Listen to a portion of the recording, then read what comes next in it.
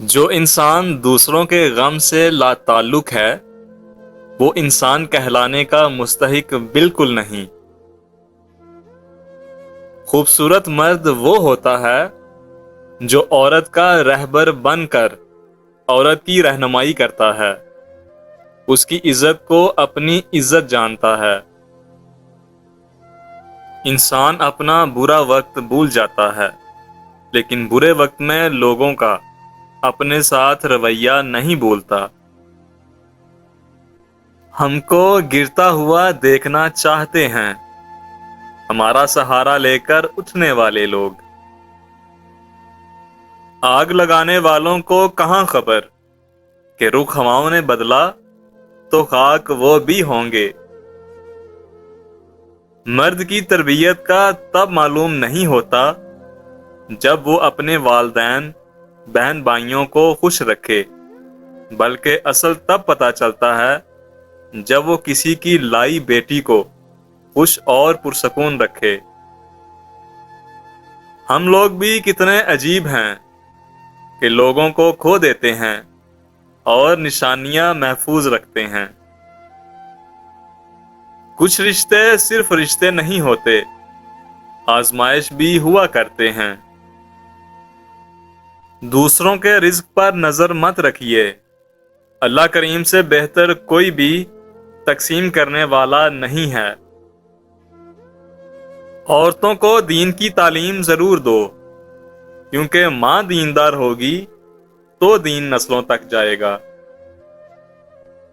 جب کسی کو آپ دولت کی وجہ سے عزت دینے لگو تو سمجھ لینا کہ آپ نے اپنا ایمان گنوا دیا ہے۔ ہمیشہ خوش رہنے کی کوشش کریں، اداس رہنے سے بھی تو مسئلے حل نہیں ہوتے۔ جس گھر میں پرندوں، جانوروں اور چیونٹیوں کو رزق ملتا ہے، اس گھر سے کبھی رزق ختم نہیں ہوتا۔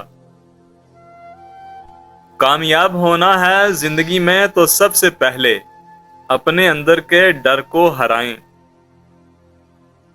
اگر آپ کسی آدمی کے کردار کو معلوم کرنا چاہتے ہو تو اس کو عزت دو۔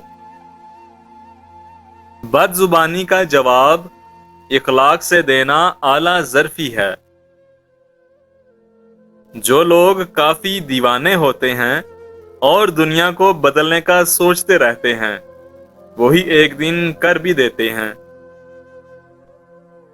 موت سب سے بڑی حقیقت ہے جس کو ہر انسان بلا بیٹھا ہے، اور زندگی سب سے بڑا دھوکہ ہے جس کے پیچھے ہر انسان دوڑ لگا رہا ہے۔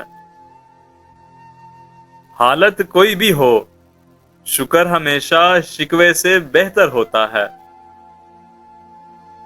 زیادہ کھانا کھانے کی وجہ سے اگر پیٹ باہر نکل آئے تو صبح سویرے ادرک کھا کر 30 منٹ تک پیدل چل لیا کریں، ایک ہفتے میں دبلے ہو جاؤ گے۔